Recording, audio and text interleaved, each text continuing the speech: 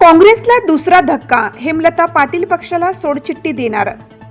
माजी नगरसेवक जय कांबळे यांच्या शिवसेना प्रवेशाने हेमलता पाटील यांचा निर्णय अपेक्षित होता. काँग्रेसच्या माजी नगरसेविका आणि प्रदेश प्रवक्त्या डॉक्टर हेमलता पाटील या काँग्रेस पक्षाचा राजीनामा देण्याची शक्यता आहे. शहरातील काँग्रेसला हा दुसरा धक्का आहे. त्यामुळे महापालिका निवडणुकीच्या पार्श्वभूमीवर महायुतीला आणखीन एक उमेदवार मिळण्याची शक्यता आहे. 2 दिवसापूर्वीच काँग्रेसचे माजी नगरसेवक जय कांबळे यांनी पक्षाचा राजीनामा दिला होता. त्यांनी शिवसेनेत प्रवेश केला. डॉक्टर हेमलता पाटील यांनी फेसबुकवर याबाबतची पोस्ट टाकली आहे. येत्या 1-2 दिवसात त्या पक्ष सोडण्याचा निर्णय घेणार आहेत. एका अर्थाने त्यांनी आधीच हा निर्णय घेतला असावा.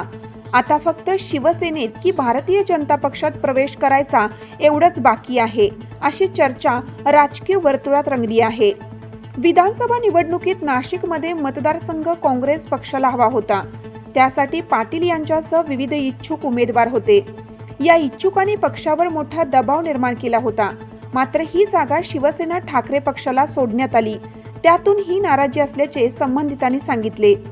विधानसभा निवडणुकीत काँग्रेस पक्षाला नाशिक शहरातून एकही मतदारसंघात संधी मिळाली नव्हती.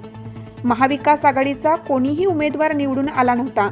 त्यामुळे आगामी महापालिका निवडणुकीच्या पार्श्वभूमीवर महाविकास आघाडीतील अनेक इच्छुक नगरसेवक पक्षातून बाहेर पडण्याच्या मानसिकतेत आहेत.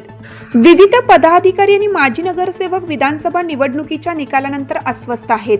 महायुती राज्यात अधिक भक्कम झाल्याने या नगरसेवकांना सत्तेत राहण्यासाठी विविध पर्यायांचा शोध घ्यावा लागत आहे.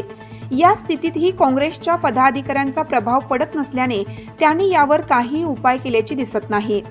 पाटील ज्या प्रभागाचे प्रतिनिधित्व करतात त्या प्रभागातील एक प्रबळ उमेदवार म्हणून माजी नगरसेवक जय कांबळे आहेत. त्यांनी शिवसेना शिंदे पक्षात प्रवेश केला.